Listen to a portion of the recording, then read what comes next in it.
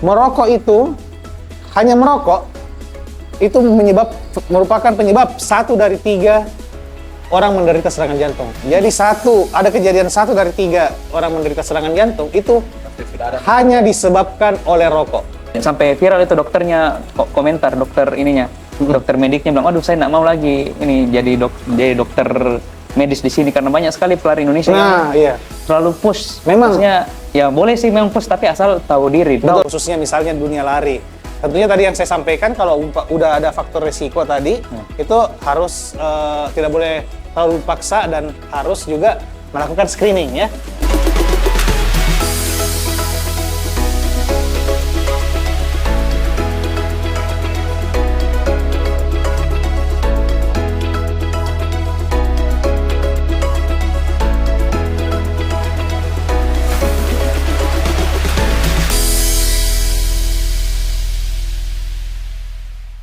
Assalamualaikum warahmatullahi wabarakatuh. Waalaikumsalam. Selamat pagi sahabat podcast ini. Jadi pada kesempatan kali ini kita akan membahas tentang olahraga yang katanya baik untuk kesehatan jantung tentunya ya. Namun akhir-akhir ini banyak juga pertanyaan, bagaimana olahraga itu apakah bisa juga menyebabkan serangan jantung ya? Jadi sekarang kita akan membahas hal tersebut. Sebenarnya saya sebagai narasumber juga jadinya ya. Sekarang saya ditemani oleh beberapa narasumber yang aktif di dunia lari ya. Yang pertama ada Dr. Ahmad Taufik, SPOG, spesialis kandungan ya. Ya. Beliau ini seorang dokter kandungan sehari-hari di Rumah Sakit Umum Polowali Mandar, namun ternyata sangat aktif juga di dunia lari. Yang kedua, narasumber kedua kita itu ada Supriyadi ya. Kak Supriyadi ini ketua komunitas runner. Apa sih namanya? Ironman Forman Runner. Ironman yang Ironman. Oh, Ironman. Bukan ini Ironman ya, bukan Ironman, bukan. Ironman. Oh, Ironman. Iya. Oh, Ironman ya. Iya, Ironman. Hanya sekedar bahasa pelesetan saja. Oh, gitu ya. Iya, menyambungkan ke Tapi depan, iya. kuat juga mungkin seperti Ironman ya. Ya, insyaallah. Oh, insyaallah. Jadi beliau ini ketua komunitas lari Ironman, kira-kira sudah ada 200-an lah ya anggotanya ya untuk di sekitaran Polowali Mandar ya. Kalau yang aktif itu Dok sekitar 90. Oh, yang aktif, tapi yang tidak aktif banyak, tapi yang aktifnya itu segitu. Iya. Oke. Jadi Dr. Opi ini sudah beberapa kali mengikuti agenda lari yang termasuk luar biasa juga. Istilahnya kalau di lari itu full maraton ya. Ya. Full maraton itu 42 kilo. 42 kilo betul. Sudah di mana saja Dok itu 42 kilo? Alhamdulillah pertama kali saya maraton itu tahun 2016 di Sydney, Australia. 2016 di Sydney, Australia. Terus ya, sempat vakum 2017, sekolah dulu ambil spesialis. Sekolah dulu. Jadi kembali lagi 2021. 2021 saya coba daftar lagi buat daftar FM. Ternyata lolos di Chicago Marathon di Amerika. Chicago. Oh, memang ada seleksinya juga ya? Ada. Jadi kita daftar dulu lewat email. Terus nanti pada saat nanti ada kan istilahnya ball out atau diundi, nanti akan keluar lagi, dikirim lagi ke emailnya kita masing-masing. Oh, jadi nggak sembarangan. Pemikiran saya tuh yang penting kita kuat. Ya. Terus ada uang bisa. Jadi sebenarnya untuk daftar WMM istilahnya atau World Major Marathon kan ada 6 yang terbaik di dunia. Iya. Tokyo, Sydney yang terbaru, berarti Tokyo, Chicago, Berlin, London, terus New York, sama yang terakhir Boston. Jadi ada namanya Six Star World Major Marathon. Tapi yang terbaru baru-baru ini 2 bulan terakhir ada tambahan lagi Sydney, jadi 7. Oh iya. Proyeksinya nanti akan ada 9 star. Oke, jadi dari itu sudah mengikuti. Alhamdulillah sudah 2. Iya. Yang Sydney dan Chicago 2021. Terus yang Berlin itu baru-baru termasuk Berlin juga. Berlin baru-baru kemarin. Berarti untuk full maraton yang di luar itu mungkin sudah 3 kali ya? 3 kali. Jadi luar biasa ya Dr. Opi ini. Dr. Opi ini sahabat saya dulu semasa kuliah badannya nggak kayak gini. Ya. Tapi kayak begini.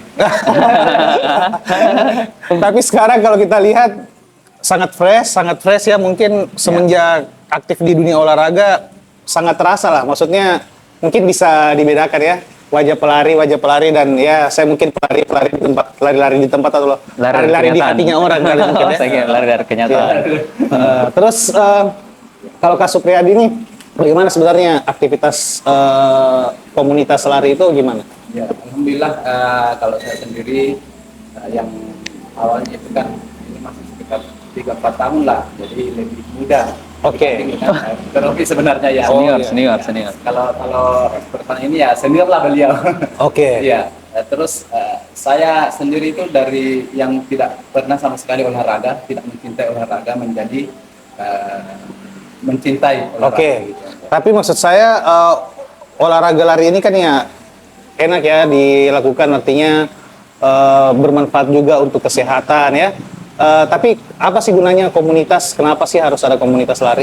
Ya, sebenarnya komunitas lari itu sendiri kan sebenarnya untuk memberikan motivasi sebenarnya buat diri kita. Oh iya. Karena kan beda lah, toh kita berlari sendiri individu, kemudian berlari dengan teman-teman. Nah, Oh gitu, iya. biasanya kita ada titik kejenuhan. Oke. Kalau misalnya kita berlari sendiri dibanding dengan bersama teman-teman. Oke, jadi saling menyemangati. Jadi adanya komunitas itu bisa menjadi motivasi ya. Iya, betul. Jadi mungkin sekedar kita ketahui bersama ya, olahraga lari ini sebagai tema kita kali ini karena itu yang paling mudah digunakan, paling mudah dilakukan, dan tentunya untuk kesehatan jantung yang ideal itu salah satu komponennya itu adalah get active ya.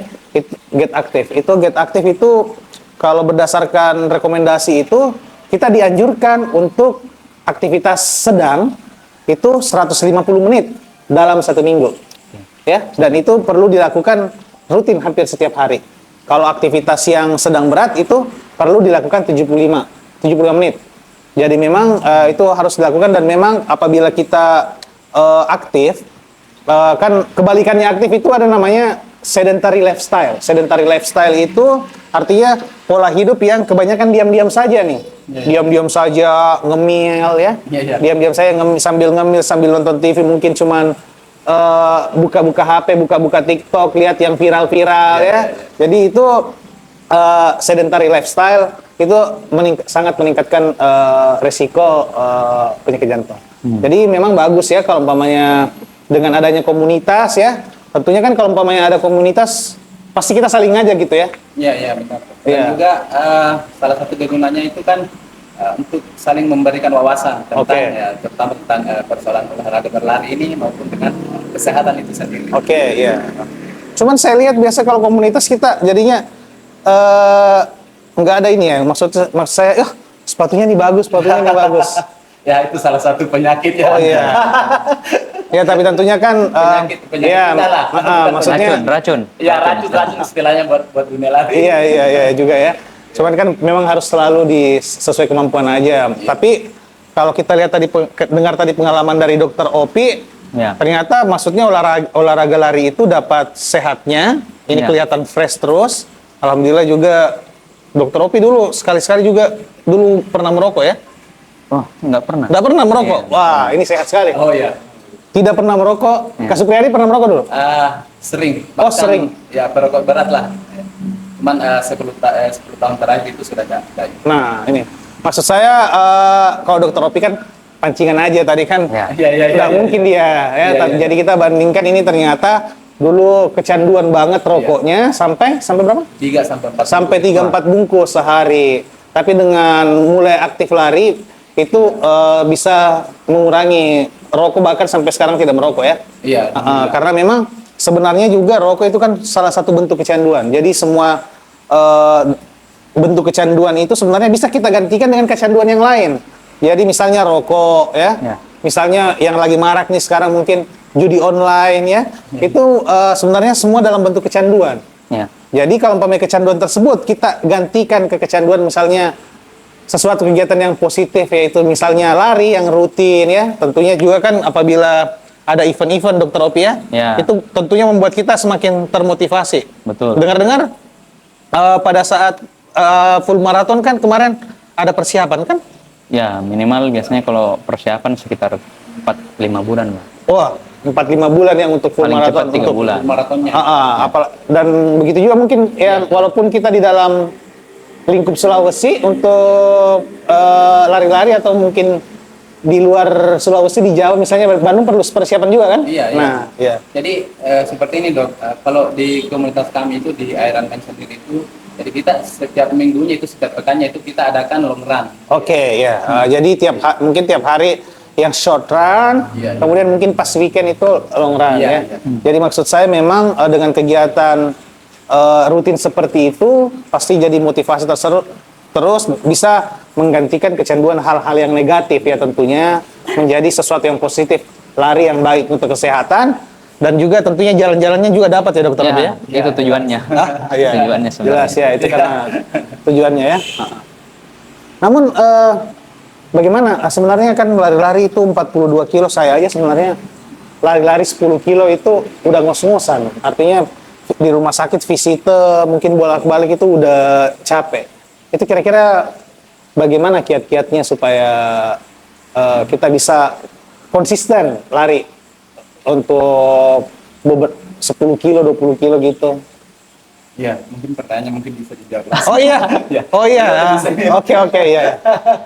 Kalau saya sih tidak ada kiat-kiat khusus. Iya. Jadi intinya mulai saya dulu. Oh. Ya namanya ini nggak usah lihat pace, maksudnya nggak usah lihat kecepatan lari. Mulai saya dulu, mulai dari jalan mungkin, terus nanti pelan-pelan. Saya juga dulu dari awalnya ya nggak ada orang yang bisa langsung lari lah istilahnya. Orang lari mungkin paling jauh mungkin dulu misalnya keliling satu lapangan, besok kita naik lagi 2 putaran, 3 putaran, begitu. Makanya itu namanya progres, ini latihan. Jadi kalau saya sih biasanya kalau misalnya kiat-kiatnya kalau ditanya ya mulai saya dulu. Oke. Misalnya tiap hari kita coba, mungkin hari ini 1 kilo. Nah, biasanya kan juga ada kalau di Polewali ini ada di sirkuit orang ramai itu juga biasa. Nah, di sirkuit itu satu putaran itu sekitar 1 kilo lah, 1,2 meter, 1,2 lah. Ya, jadi ya mungkin pelan-pelan lu coba lari 1 putaran, terus habis itu jalan. Nanti besok coba lagi 2 putaran. Intinya sih konsisten ya. Intinya konsisten. Betul. Dan memang kalau untuk yang baik untuk kesehatan itu memang yang tadi saya sampaikan ya. Poinnya itu sebenarnya baik kita tergabung dalam komunitas atau tidak itu dianjurkan ya aktivitas fisik yang bagus untuk kesehatan jantung itu 150 menit dalam 1 minggu ya minimal. Bahkan rekomendasi tersebut berlaku juga sebenarnya untuk misalnya untuk orang yang habis sakit jantung ya, tapi itu nanti dengan pemeriksaan tertentu lah ya, artinya ada batasannya. Iya dok. Sampai orang tua pun juga masih dianjurkan untuk aktivitas fisik karena memang aktivitas fisik itu sangat protektif untuk jantung. Kalau untuk manfaat kesehatannya sih itu ya. Ya, gini dok, kemarin itu bahkan di komunitas kami itu ada yang sudah terkena serangan jantung. Oh ada. Iya. Salah satu teman kami itu dan dengar-dengar dia sudah pakai cincin. Oh, ya, tapi alhamdulillah dengan rutinnya beliau berlari itu kita lari pagi sore kan. Alhamdulillah sampai sekarang sudah bagus. Iya. Terakhir kemarin beliau ikut FM di Bandung juga. Betul. Malah biasanya sih memang orang yang habis sakit jantung nih misalnya terus dipasang stand ya. Kalau orang awam biasa bilang pasang cincin, pasang ring ya. Itu jadinya biasanya memang jadi keenakan karena mungkin merasa sudah agak enakan ya, jadi mungkin tidak dijaga pola makannya, tidak aktif, padahal itu nggak bagus. Nah, seperti yang tadi kita sampaikan itu bahwa habis sakit jantung tapi masih bisa lari-lari, boleh. Oke, boleh, sangat boleh. Dan memang kita anjurkan memang rutin aktivitas fisik 150 menit per minggu ya, dan dilakukan rutin setiap hari dengan catatan juga dong. Harus mengkonsumsi obat-obatan secara teratur. Tentunya kan kalau sudah pasang ring pasti kan banyak tuh obatnya ya. Ada pengencer darah lah, ada obat statin atau anti kolesterol ya. Dan mungkin kalau dia tekanan darahnya tinggi juga mungkin harus minum obat tekanan darah juga seperti itu ya. Sama ini sih biasanya juga ya sekarang ya mungkin karena olahraga lari lagi tren-trennya jadi banyak orang FOMO. Iya. Sehingga gimana ya? Dia nggak bisa know yourself begitu ya. Dia selalu push your limit. Nah, jadi banyak itu ini. event-event. Saya lihat orang terakhir kan event di Jakarta apa Jakarta Running Festival atau apa gitu. Iya. Sampai viral itu dokternya komentar, dokter ininya, dokter mediknya bilang, aduh saya nggak mau lagi ini jadi dokter medis di sini karena banyak sekali pelari Indonesia yang terlalu push. Memang. Maksudnya, ya boleh sih memang push tapi asal tahu diri, tahu batas. Betul. Jadi kan kita kembali lagi ke rumus.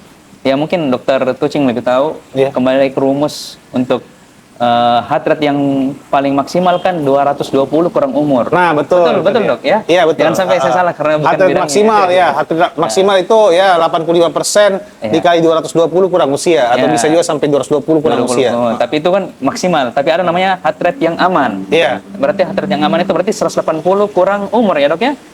85% ya, itu dikali 220 kurang umur. Jadi misalnya nih Dokter Opi usianya sekarang 34 ya. Ya, betul. Berarti 220 dikurang 34 itu berarti 186. Ya. Berarti 85% dari 186 itu kira-kira 160 sampai 170 lah. Maksimal 160 ya. Jadi batasan yang aman untuk melakukan aktivitas lari nih itu kita, makanya kalau Dokter Opi ini seorang pelari nggak pernah lepas nih dari smartwatch ya. Jadi smartwatch ini bukan untuk gaya-gayaan aja ya. Bukan untuk gaya-gayaan aja. Ini kan pasti bisa dibagi penyalaan juga, Dok ya? Ya, tapi ini multifungsi lah, ini multifungsi. Tapi selalu ada smartwatch itu kita harus selalu pantau berapa sekarang denyut jantung nih. Jadi kalau umpamanya sudah 170 nih sesuai umur. Kita kan udah hitung nih berapa heart rate maksimal untuk masing-masing umur. Itu harus diperhatikan. Jadi jangan sampai tadi istilahnya itu push the limit. Jangan sampai kita melewati batas ya. Jadi itu salah satu kemarin yang di MHM kemarin yang di Makassar itu yang ini sampai meninggal, Dok. Oh iya, nah itulah yang perlu kita bahas ya. Artinya olahraga ini bagus untuk jantung, tapi orang ikut event malah kena serangan jantung ya. Tapi memang tentunya Dokter Opi pasti lebih tahu juga karena sudah sering, otomatis pastikan itu pertama harus harus menjaga kualitas diri lah, kondisi diri harus betul-betul fit ya. Jadi, saya ingat itu hari kan kita pernah juga tuh kita ke Malino ya, sama-sama pernah Dokter Opi. Iya. Itu kita kan start itu mungkin dari sini, dari Makassar tuh mungkin subuh-subuh banget tuh. Iya, betul. Nah, kalau saya pribadi tuh hari saya merasa kurang tidur. Jadi pas lari pagi-pagi tuh ngos-ngosan. Ya. Tapi untung mungkin saya masih usia muda. Masih muda jadi ya, apalagi tentunya dengan usia sudah di atas 45 tahun. Jadi perlu kita ketahui dulu sebenarnya faktor resiko ya. Faktor resiko kan gini. Yang bisa bikin mati mendadak itu kan biasanya serangan jantung. Nah, orang kena serangan jantung itu enggak juga bilang semua orang bisa kena serangan jantung, tapi ada yang dikatakan faktor resiko. Jadi pribadi yang berisiko itu pertama jika usianya laki-laki sudah di atas 45 atau perempuan di atas 55 tahun. Itu sudah harus waspada ya. Karena penyakit jantung itu kan merupakan suatu penyakit degeneratif. Yang kedua, merokok ya. Merokok itu hanya merokok itu merupakan penyebab 1 dari 3 orang menderita serangan jantung. Jadi ada kejadian 1 dari 3 orang menderita serangan jantung itu hanya disebabkan oleh rokok, ya. Kemudian hipertensi, kemudian kolesterol jahatnya tinggi, kolesterol baiknya sebenarnya ada kolesterol baiknya juga, kolesterol baiknya itu rendah, dan yang kemudian itu ada riwayat keturunan. Jadi kalau ada seperti itu, ya. Itu sewajarnya sebenarnya sudah harus melalui screening. Selain yang menjadi standar untuk para runner atau apapun yang mau olahraga itu, sebelum melakukan olahraga itu harus dalam keadaan fit. Misalnya kualitas tidurnya terjaga, ya. Betul. Kualitas tidurnya terjaga. Minimal tidur 8 jam lah. Nah, minimal 8 jam sehari ya. Atau sebelum lari. Jadi kadang saya biasanya saya kan biasa kalau ada operasi tengah malam atau istilahnya situ operasi. Jadi kalau kurang tidur ya nggak lari paginya. Nanti mungkin bisa diubah atau diganti ke sore setelah istirahat. Iya. Terus kadang juga kalau saya sih intinya apalagi kalau mau olahraga berat seperti FM kemarin, ya saya biasanya lakukan screening rutin. Nah, periksa darah. Kemarin kan juga pas mau full EKG. Nah, itu saya EKG. ya, Terus itu ya. saya malah sampai treadmill kemarin. tes sama dokter kucing. Supaya tahu, jangan sampai memang kita nggak tahu tiba-tiba mungkin ada kelainan atau apa, sebaiknya sih screening. Iya. Tapi tadi dok sangat menarik tadi itu tentang istirahat ya. Artinya diperbaiki dulu tidur kita sebelum olahraga besoknya ya. Iya betul. Karena sangat berpengaruh, bahkan heart rate kita itu sangat ini Dan kencang sekali. dan memang kelihatan. Habis begadang malamnya, kemudian besoknya paginya itu kita olahraga, waduh, mos-mosan betul. Dan memang kalau di komponen terbaru untuk kesehatan kardiovaskular jantung yang ideal itu juga baru-baru ini ditambahkan komponen selanjutnya itu adalah tidur yang cukup. Jadi kan sebenarnya ini ada 8 komponen untuk kesehatan jantung yang ideal ya. Yang pertama itu get aktif ya. Get aktif itu selalu aktif ya. Artinya melakukan aktivitas fisik secara rutin. Ya. Kemudian pola makan yang sehat ya. Pola makan yang sehat, banyak-banyak sayur-sayuran, menghindari lemak ya. Itu kan sudah sering kita dengar. Kemudian yang ketiga itu sudah masuk juga pola tidur yang sehat ya. Terus yang itu minimal 8 jam memang. Terus yang keempat tekanan darahnya ideal juga. Terus ada juga menghindari rokok, itu paling penting, menghindari nikotin ya. Terus yang keenam itu kadar gula darah ya. Dan yang ketujuh itu ada kadar kolesterol juga itu harus dalam batas normal ya. Seperti itu. Ya. Cuman memang juga itu dok, kalau misalnya kita dalam selesai berolahraga itu biasanya kan makanan kita tidak terkontrol karena biasanya itu kalau kita habis olahraga keringat capek akhirnya makanannya itu lebih Oh ya, bagaimana dokter Opi itu biasa kalau saya sih sebenarnya pengendalian diri saja. Iya. Ada waktu-waktu tertentu yang kalau memang mau sekali makan makan. Ya contoh kan kalau pagi-pagi saya biasa setelah lari sih saya mungkin sarapannya jarang ya. Saya mungkin orang yang jarang sarapan. Jadi cuman minum kopi saja, walaupun sebenarnya nggak baik juga cuman kopi saja pagi-pagi ya. Kalau untuk penderita lambung, cuman saya minum kopi, nanti kalau sudah berkegiatan apa semua baru sarapan. Biasanya begitu. Iya. Tapi ya sebenarnya sih enaknya pelari rata-rata begitu. Kalau dia sudah lari 10 kilo, dia rasa bilang, no guilty pleasure. Jadi maksudnya makan bebas dibandingkan dengan yang orang tidak lari. Tapi jangan juga namanya istilahnya gali lubang tutup lubang. Kita lari cuma 600 kalori, 10 kilo itu sekitar 600 kalori. Terus langsung makan Indomie 2. Indomie 2 kan sudah 800-an kalori. Berarti over ya. Iya, Mas. Jadi percuma sebenarnya. Jadi saya tanya dokter Opi Kak Supriyadi karena dokter Opi juga ini hobi makan enak. Hobi makan enak. Tetapi kita lihat badannya terjaga, selalu terlihat fresh. Ya, selalu terlihat fresh karena olahraganya juga jalan rutin ya. Dan memang itu dok yang saya dengar itu memang salah satu kendala buat kita yang aktif dalam dunia olahraga itu. Memang persoalan makanan sebenarnya.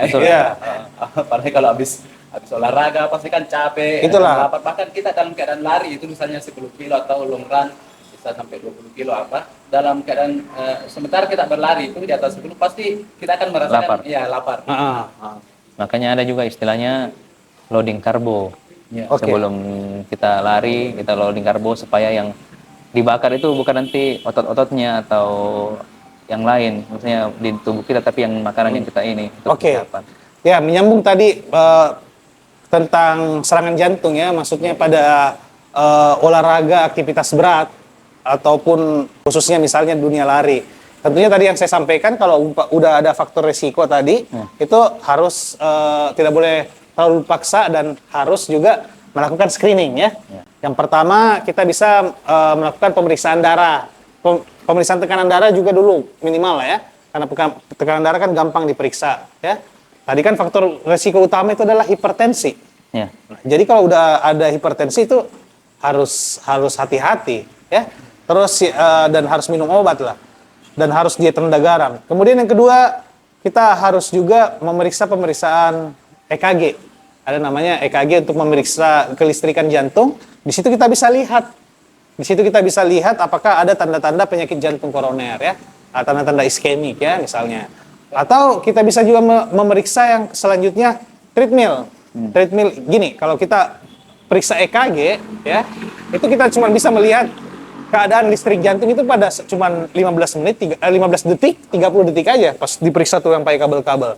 Tapi kalau dengan treadmill ya, jadi treadmill kan mungkin semua pernah punya ada treadmill di rumah. Treadmill itu nanti dipakai lari ya, lari. Tapi sementara melakukan treadmill itu juga Dokter Robi ya, Dokter Robi sudah pernah dilakukan sebelum pergi lari ke Berlin kemarin.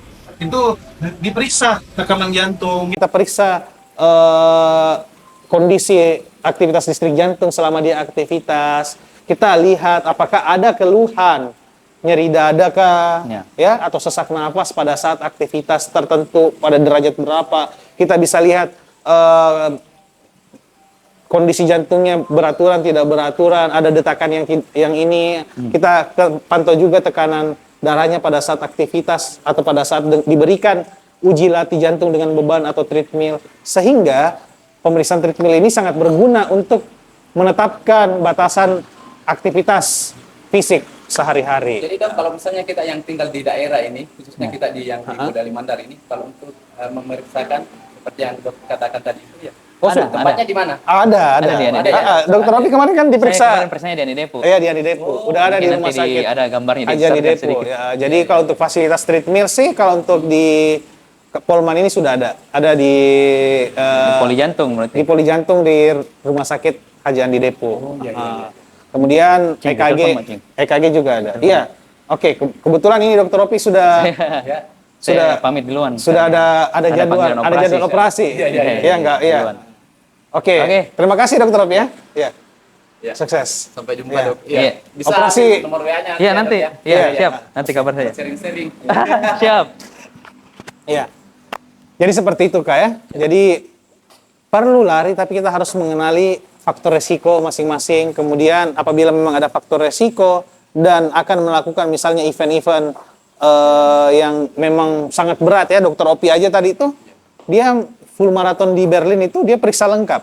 Dia periksa EKG, periksa treadmill, padahal bahkan dia sampai periksa ada yang namanya CT angio, kardiak CT angio itu untuk melihat pembuluh darah koroner jantung langsung. Padahal saya udah sarankan sebenarnya enggak usah, enggak apa-apa. Tapi Dokter Opi kan masih muda dan saya tidak ada faktor resiko. Tapi karena memang aktivitas yang akan dilakukan itu sangat berat ya, full maraton 42 km, tentunya tidak ada salahnya juga kalau umpamanya untuk kita memeriksakan secara lengkap.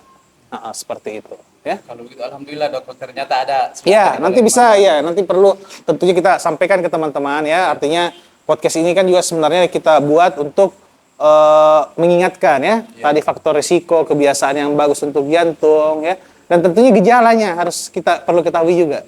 Ya, jadi gejala orang sakit jantung itu, khususnya serangan jantung nih ya, itu nyeri dada sebelah kiri. Nyeri dada sebelah kiri kalau kita katakan yang stabil, istilahnya sih angina pectoris stabil ya, itu nyeri dada yang stabil itu biasanya nyeri dadanya rasa seperti tertekan benda berat, dipicu oleh stres ataupun aktivitas ya. Berarti mirip ini Dok ya, yang terkena penyakit mah begitu. Ya orang banyak istilahkan penyakit mah, cuman kalau penyakit mah kan itu sebenarnya terkait dengan saluran cerna. Jadi biasanya dia terkait dengan pola makan tertentu. Namun itu tadi yang saya bilang, ada yang namanya faktor resiko ya. Tadi yang saya sudah sebutkan di awal tadi, ada merokok, hipertensi, usianya udah di atas 45 tahun. Kalau ada nyeri dada yang tertekan benda berat di sebelah kiri ya, terus pada saat istirahat itu kayak seperti agak baikan, nah itu sudah perlu periksa lengkap. Kalau yang sakit ulu hati Dok, misalnya? Ya kalau sakit ulu hati itu kan bukan, kalau sakit ulu hati itu dia perih ya, dan dia di ulu hati. Memang agak susah dibedakan memang. Dokter pun memang kadang susah membedakan. Makanya untuk perlu lebih lengkapnya sebenarnya harus melakukan pemeriksaan lebih lanjut seperti yang tadi saya bilang. Pemeriksaan faktor risiko, tekanan darah, kadar kolesterol, kadar gula darah, dan mungkin EKG bila perlu, dan apabila memang diperlukan nanti akan disarankan juga untuk melakukan pemeriksaan USG jantung, namanya ekokardiografi ya. Sebenarnya Dok itu penyakit jantung, hal-hal apa saja sih sebenarnya yang bisa memicu itu datangnya ini serangan jantung? Nah, Tadi yang saya katakan tadi, kalau ada faktor resiko itu sudah harus memeriksakan diri lebih lanjut ya. Dan yang tadi saya bilang, merokok itu nomor satu, merokok nomor satu. Faktor usia tidak bisa dipungkiri karena faktor penyakit jantung koroner itu salah satu penyakit degeneratif. Walaupun sekarang trennya baru-baru saya ada pasien di Rumah Sakit Andi Depu itu usia baru 28 tahun, bayangkan. 28 tahun itu sudah kena serangan jantung. Ternyata setelah kita gali, merokoknya 2 bungkus 3 bungkus sehari.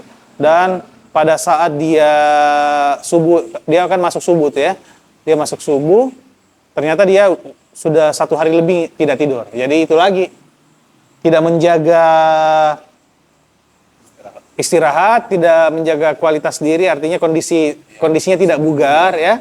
Kondisi tidak bugar, ada faktor resiko, tadi faktor resikonya merokok, kenalah serangan jantung. Termasuk juga makanan ya dok ya, pola makan. Iya, itu tadi kan saya bilang tadi, makanan juga masuk ke salah satu komponen yang penting untuk kesehatan jantung ya. Yang diet rendah garam, diet kurangi makan yang minyak-minyak ya. Terus perbanyak buah-buahan dan sayuran seperti itu ya.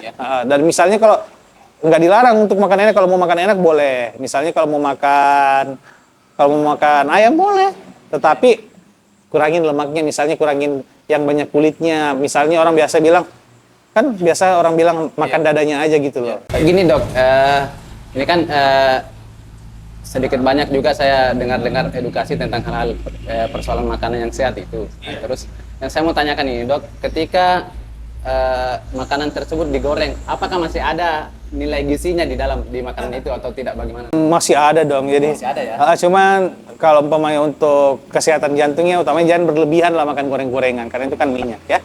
Oke. Mungkin itu kalau itu tadi bagaimana kira-kira dari Kak Supriyadi untuk terkait lari-lari dan kesehatan jantung udah cukup ya. Dan iya saya lupa. Penting juga ternyata kita biasa melihat misalnya ya, kita nonton bola nih ya, ada Christian Eriksen tuh, tiba-tiba kolaps di lapangan, ya. Tapi bedanya, tapi dia selamat. Nah, tapi ada kejadian juga misalnya event lari itu misalnya ada orang tiba-tiba kolaps nggak selamat. Yang penting kita ketahui, kita kan lihat pada saat di Euro itu kan yang Denmark main. Christian Eriksen, temannya langsung melakukan bantuan hidup dasar, melakukan resusitasi jantung paru sesegera mungkin. Nah, saya rasa sih perlu untuk teman-teman di komunitas lari itu, apalagi memang rutin melakukan aktivitas yang cukup berat, dan kita nggak tahu ya misalnya kan ada banyak kan yang misalnya usia sudah di atas 40 tahunan di komunitas lari itu ya, itu memang masing-masing itu harus misalnya dibekali pengetahuan bantuan hidup dasar. Itu dok, yang sebenarnya sangat penting. Iya nantilah, bolehlah nanti kita sharing-sharing di kesempatan lain untuk bagaimana penanganan atau bantuan hidup dasar yang baik ya. Terutama di komunitas kami itu. Memang rata-rata umurnya itu di atas 40. Iya, jadi memang perlu pengetahuan bagaimana melakukan resusitasi jantung paru, dan memang kalau hal yang seharusnya, misalnya petugas-petugas, misalnya yang bertugas di tempat keramaian, misalnya satpam, ya, misalnya di bandara, kerja di terminal, kerja di pelabuhan, semua itu di tempat yang rame-rame lah, di mall, misalnya satpam di mall, itu semua seharusnya dibekali dengan pengetahuan bantuan hidup dasar, karena kita nggak tahu nih di tempat-tempat keramaian tiba-tiba ada terjadi serangan jantung. Kalau itu aja sih sebenarnya nggak cukup, ada lagi harus alat namanya untuk defibrilator untuk tersedia misalnya di tempat-tempat istilahnya pertolongan pertama lah. Iya betul. Nanti bolehlah kita di lain kesempatan Kak ya. Oke, mungkin selanjutnya mungkin kita kan sudah kemarin ada beberapa pertanyaan titipan ya dari teman-teman komunitas lari ya. Iya. Bisa saya bacakan. Iya oke.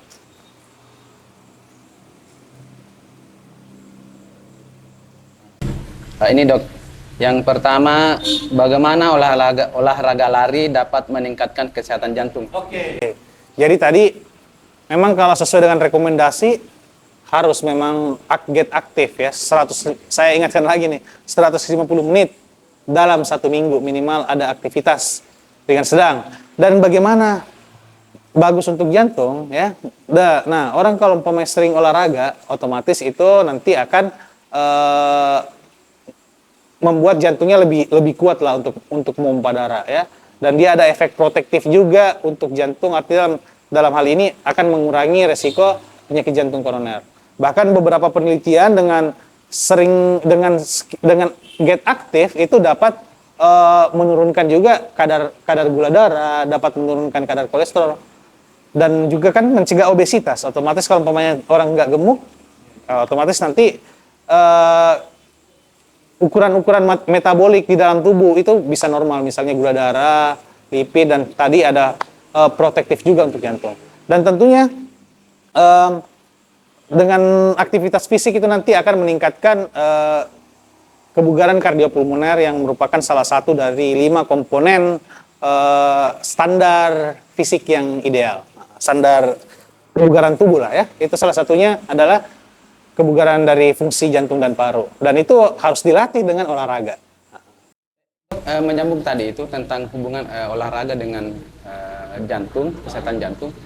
Kira-kira olahraga apa saja sih yang sebenarnya disarankan untuk memperbaiki atau menyehatkan jantung kita? Iya, jadi sebenarnya kan olahraga itu ada namanya olahraga dinamik, ada namanya olahraga resistance ya. Jadi kalau seperti olahraga yang kita lakukan ini merupakan lari-lari, itu olahraga yang dinamik, itu artinya seperti lari-lari ya, seperti sepeda ya. Nah, tapi kalau umpamanya kita terbatas untuk olahraga seperti itu, bisa juga olahraga resisten, misalnya seperti kayak tinju atau angkat-angkat beban ya. Jadi memang semua olahraga sih bagus. Yang penting seperti yang tadi kita bahas dengan Dr. Opi, itu kita harus tahu batasan. Kita jangan push the limit terus, bahkan sampai ada gejala pun, misalnya ada faktor resiko, ada gejala nyeri dada, tetap kita lanjut, tetap kita paksa. Bahkan sebenarnya apabila sudah ada penyakit jantung ya, penyakit jantung itu agak ketat untuk mengikuti sebenarnya seperti olahraga yang kompetitif. Jadi kalau umpamanya untuk olahraga untuk atlet-atlet yang berkompetisi itu perlu perhatian. Makanya juga sebenarnya walaupun sebenarnya bukan atlet nih ya, tapi misalnya pertandingan 17 Agustusan nih, terus udah perokok berat, udah usianya misalnya sudah 45 tahun. Belum lagi kalau kita nggak tahu nih kalau dia ada penyakit jantung, terus dipaksa untuk misalnya ikut main bulu tangkis kompetitif, itu kan pasti akan lebih memacu adrenalin, itu bisa lebih meningkatkan lagi untuk kejadian serangan jantung. Jadi makanya kalau saya sih biasa sampaikan kepada pasien, olahraga boleh, tapi jangan olahraga yang berkompetisi lah. Olahraga sekedar, ya itu tadi, kita dapatkan rekomendasi 150 menit aja selama 1 minggu ya, dan jangan dipaksa. Ya, gitu. Tapi ya dalam artian dok ini untuk kesehatan jantung kita khususnya, sebenarnya olahraga yang paling disarankan itu apa sih dok? Semuanya bagus. Semuanya bagus. Sebenarnya kita tidak bilang olahraga tertentu ini bagus, tidak. Yang penting semuanya bagus, yang penting kita aktif, dan saya rasa sih juga perlu kita selingi juga olahraga, artinya jangan cuma lari-lari aja. Kan kalau lari-lari aja tuh misalnya terlalu melibatkan otot-otot kaki nih, perlu juga misalnya disertai misalnya dengan olahraga misalnya renang, supaya otot-otot bagian atas juga terlatih gitu ya. Jadi dengan variasi seperti itu akan mengurangi untuk kelemahan otot atau kekeraman otot lah ya. Oh iya. Saya sendiri dok itu ya ini berlari, selain berlari itu ya juga ikut nge-gym gitu. Oke, ya bagus itu gym. Yang penting harus tahu batasan. Kan usia berapa?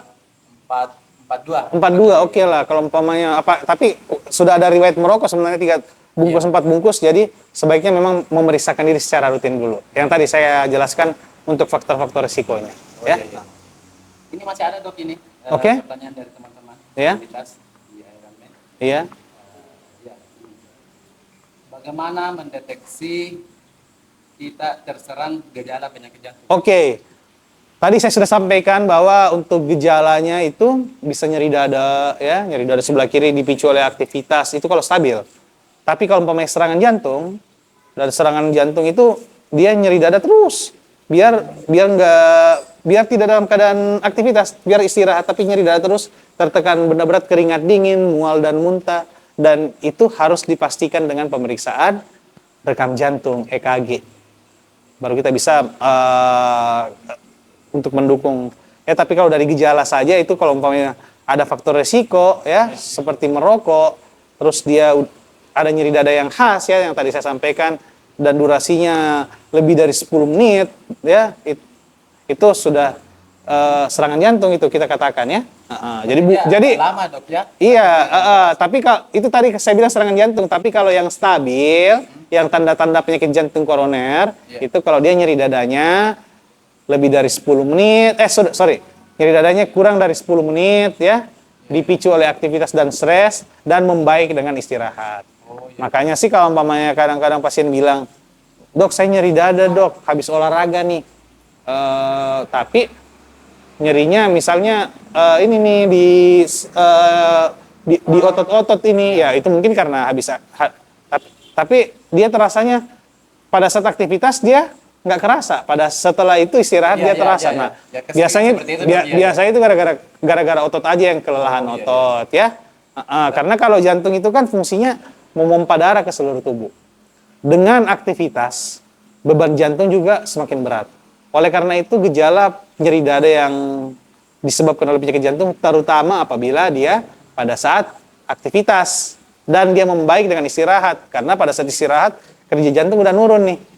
Otomatis gejalanya juga kurang. Tetapi yang tadi saya bilang, kalau untuk serangan jantung, ya, yang kita katakan sih istilahnya infark miokard, itu dia bahkan biar pada saat istirahat ya, tidak tentu bisa kapanpun terjadi pada orang-orang yang memiliki faktor resiko ya tadi yang saya sampaikan. Gini dok, terus ada tidak hubungannya itu jantung dengan orang yang misalnya kita lagi stres, ada tidak? Iya tentu pasti ada. Karena sebenarnya kan kalau kita stres itu jantung kita akan bekerja lebih cepat, detakan jantung akan memicu namanya sistem saraf simpatis. Pada intinya akan meningkatkan beban jantung lah ya. Dan akan kadar-kadar metabolik tertentu juga seperti gula darah itu juga bisa meningkat juga pada saat stres. Sehingga memang dengan kondisi psikologis yang bagus itu juga sebenarnya sudah terbukti dengan hidup bahagia ya. Dengan kurang artinya kita bisa mengelola kan semua pasti orang pasti stres dong. Ya pasti orang semua punya memiliki masalah masing-masing. Namun dengan pengelolaan stres yang lebih baik itu kondisi psikologis yang bagus itu akan menurunkan resiko penyakit jantung. Dan salah satunya itu rutin berolahraga ya dok ya? Iya, tentunya kan kalau apabila kita di komunitas juga kan bisa happy kan. Ya ini dok masih ada. Iya. Pertanyaan terakhir ini dok. Iya. Apakah detakan jantung yang tidak beraturan saat berlari itu dianggap berbahaya? Nah, sampai di mana batas HR kita saat berlari? Nah, batasan heart rate tadi kita sudah bahas dengan Dr. Opi, ya, batasan yang optimal itu 85% dikalikan 220 kurang umur. 220 kurang umur. 85%-nya. Jadi misalnya Kak Supriyadi usianya berapa? 42. Ya. 220 dikurang 42 itu berarti 178. 85% dikali 178 itu sekitar 160-165. Itu batasan optimal heart rate pada saat olahraga. Jadi kalau kita olahraga ya, jadi gunanya smartwatch itu tadi bukan cuma untuk gaya-gayaan aja sebenarnya. Bahkan smartwatch sekarang itu bisa mendeteksi kelainan-kelainan jantung tertentu, misalnya fibrilasi atrium, jantung yang berdetaknya tidak beraturan, itu bisa dengan smartwatch. Dan tentunya yang standar kita bisa gunakan itu heart rate atau frekuensi jantung dalam semenit. Kalau umpamanya dia udah mencapai batasan yang sesuai rumus tadi, itu sebaiknya jangan dipaksa pada saat itu. Jadi mungkin intensitasnya diturunkan sampai bisa turun itu. Dan kemudian kalau untuk denyut jantung yang tidak beraturan pada saat olahraga itu memang sebenarnya sih kan memang kalau olahraga kita akan lebih cepat ya jantungnya ya. Namun kalau umpamanya sudah sampai tidak beraturan dan sangat mengganggu, itu sebaiknya memang kita istirahat dulu. Dan bahkan sebenarnya lebih bahaya sebenarnya apabila denyut jantung yang tidak beraturan tersebut dia malah muncul pada saat kita selesai olahraga. Jadi makanya kan pada pemeriksaan treadmill atau uji latih jantung dengan beban itu kita pantau juga sebenarnya detakan jantung tuh. Kita bisa memantau detakan jantung apakah dia reguler atau tidak. Dan kemudian nanti kita pada saat fase istirahat kita tetap periksa. Nah, apabila denyut jantung tidak beraturannya muncul pada saat fase istirahat, itu yang malah perlu evaluasi lebih lanjut. Ya, begini dok, saya pernah mengalami hal seperti itu. Misalnya saya habis lari, kemudian setelah beberapa menit itu bisa 20 atau setengah jam ke depan itu, maka muncullah di jam saya. Di situ tertulis bilang apa? Denyut jantung terlalu tinggi begitu. Nah, itu tadi saya bilang. Nah itu juga sebenarnya yang perlu dipantau. Denyut jantung itu kan udah ada settingannya kan, kan udah dimasukkan usia apa segala macam, jadi ada peringatan. Nah benar, jadi memang kalau sudah maksimal kita harus perlu berhenti atau menurunkan intensitasnya, dan kemudian pada saat istirahat itu, nah disitulah kita harus pantau juga sebenarnya seperti dengan prinsip uji latih jantung dengan beban itu. Tekanan darahnya sebenarnya kita lihat, denyut jantungnya sebenarnya harus menurun, ya seperti itulah. Tapi kalau misalnya kejadian seperti itu dok, tindakan apa yang harus kita lakukan? Misalnya apakah cuma istirahat saja atau minum air putih atau apa? Ya, kalau saya sih rasa cukup istirahat. Dan memang kalau aktivitasnya berat, sudah keringatannya berlebih, takutnya dehidrasi ya boleh minum juga ya. Ya, makasih banyak dok. Oke, ya. Jadi terima kasih ya. Jadi mungkin itu saja. Ya. Sudah tidak ada pertanyaan lagi kan? Ya, ini sudah cukup. Oke, ya. Jadi pada podcast kali ini memang tujuan kita adalah memberikan informasi. Ya, pada bincang-bincang santai ini kita memberikan informasi terkait bagaimana serangan jantung terutama pada saat olahraga, dan tentunya olahraga juga itu bagus untuk kesehatan jantung ya. Nah, kesimpulannya sebenarnya yang perlu kita tekankan itu adalah kita harus mengenali faktor resiko ya. Faktor resiko itu yang paling penting. Faktor resiko yang tadi saya sebutkan, usia, merokok, hipertensi, kadar gula darah tinggi, kadar kolesterol tinggi, dan tentunya riwayat penyakit jantung dalam keluarga kalau ada, dan umpamanya usianya juga sudah di atas 45 tahun terutama ya. Bahkan kalau direkomendasi untuk penanganan penyakit jantung nih, kalau usia di atas 35 tahun itu untuk olahraga kompetitif ya, itu perlu pemeriksaan yang betul-betul detail ya. Jadi memang harus pengetahuan faktor risiko, dan tentunya sebelum melakukan aktivitas fisik yang dikategorikan berat seperti lari misalnya, itu harus memang dalam keadaan yang fit ya. Tadi Dokter Opi bilang harus tidurnya cukup, pola makannya bagus ya, dan tentunya kita harus juga mengenali gejala-gejalanya ya, supaya kita tidak maksa. Misalnya kalau udah sakit dada ya, apalagi kalau udah ada faktor risiko, itu merokok nggak bisa dipandang enteng ya, merokok ya. Merokok itu salah satu faktor risiko utama ya. Nah itu kalau udah ada gejala itu harus langsung istirahat dan memeriksakan lebih lanjut. Untuk diagnosis dari penyakit jantung koroner ya, itu ada EKG ya, ada juga sebenarnya kalau untuk orang yang masih bisa aktivitas dan mau aktivitas lebih lanjut, kita bisa periksa treadmill ya, untuk melihat kondisi jantung, ada ekokardiografi. Jadi semua pemeriksaan tersebut sudah tersedia di wilayah kita di Rumah Sakit Haji Andi Depok ya. Itu yang penting dok. Iya. Terutama kita ini yang tinggalnya di daerah. Oke, iya. Dan saya rasa sih ya, saya kembali ingatkan ya, untuk kesehatan jantung yang ideal itu pertama get aktif ya, 150 menit per minggu. Yang kedua, pola makannya harus bagus ya, kaya akan buah-buahan, sayuran, kurangi lemak, sebaiknya juga ya betul, diet rendah garam. Dan yang ketiga, kita harus menghindari nikotin. Jadi bukan cuman rokok biasa aja, tapi rokok elektronik juga itu harus atau vape ya istilahnya vape. Itu harus dihindari juga. Terus yang keempat itu adalah tekanan darahnya normal. Terus gula darahnya normal. Terus kadar kolesterolnya juga sebaiknya juga normal, ya. Dan tentunya tadi terkait dengan serangan jantung dan pertolongan pertama yang bisa dilakukan oleh masyarakat awam itu sangat perlu pengetahuan akan bantuan hidup dasar atau bagaimana melakukan resusitasi jantung paru yang benar, ya. Mungkin di lain waktu nanti kita bisa ada sesi yang lain, ya. Oke. Jadi mungkin itu saja, ya. Terima kasih ya Kak Supriyadi, ya. Tadi juga Dokter Opi udah duluan tadi, dia ada SC, ada operasi sesar tadi di Rumah Sakit Miftah. Terima kasih juga untuk beliau. Mungkin itu saja. Semoga apa yang kita perbincangkan pada kesempatan kali ini itu bisa ada manfaatnya lah, ya. Oke, jadi tadi pembicaraan kita ya semoga bermanfaat, ya. Dan sebenarnya bincang-bincang kali ini saya harap sih ada atensi dari masyarakat, ya, dan setidaknya adalah yang bisa hal positif yang didapatkannya dari perbincangan kita kali ini. Karena memang sesuai dengan tema hari ulang tahun IDI, yaitu membangun komitmen untuk memperkuat masa depan kesehatan Indonesia.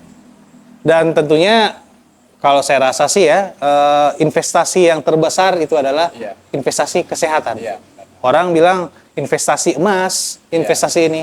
Tapi kalau kita sakit, kita nggak bisa ngapa-ngapain. Betul, Dok. Dan dengan kita selalu olahraga, selalu stay fit, selalu sehat, itu kita bisa meningkatkan lagi produktivitas kita untuk menjalani kehidupan sehari-hari dan tentunya tetap memberikan manfaat untuk keluarga khususnya dan pribadi ya tentunya, dan untuk masyarakat sekitar. Saya rasa seperti itu.